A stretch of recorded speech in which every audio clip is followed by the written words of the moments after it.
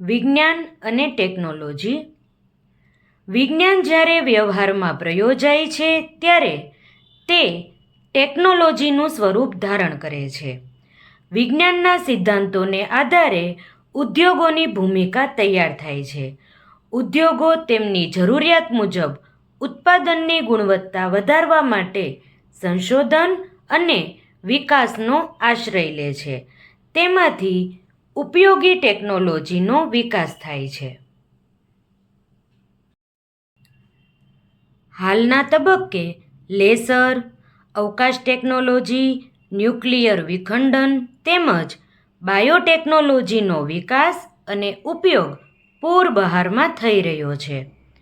ટેકનોલોજીના સંદર્ભમાં વિજ્ઞાનની શક્તિ ઘણી બધી હોય છે અને સમાજને લગતી તમામ જરૂરિયાતો સંતોષવા સક્ષમ પણ હોય છે.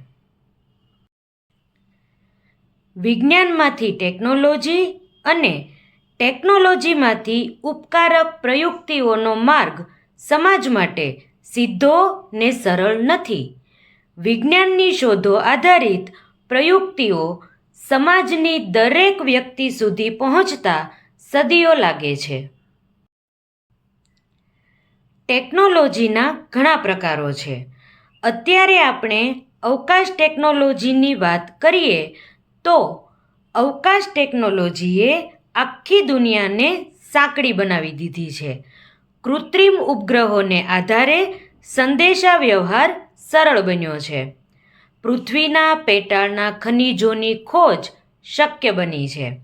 હવામાનની જાણકારી વેળાસર મળી જાય છે. હવે તો નેનો ટેકનોલોજીનો યુગ શરૂ થયો છે. નેનો ટેકનોલોજીનો ઉપયોગ તબીબી ક્ષેત્રે, ઇજનેરી ક્ષેત્રે વધતો જાય છે. ભવિષ્યમાં રોબોટ તૈયાર કરી શકાશે. બધા જ કાર્ય નેનો યંત્રો દ્વારા થશે તો નવાઈ નહીં. ચાલો આપણે વિજ્ઞાન અને ટેકનોલોજીની અજાયબીઓને સ્વીકારીએ. સાથે મળીને આપણે એવું ભવિષ્ય બનાવી શકીએ છીએ જ્યાં નવીનતા અને પ્રગતિ એક સાથે આગળ વધે. આભાર.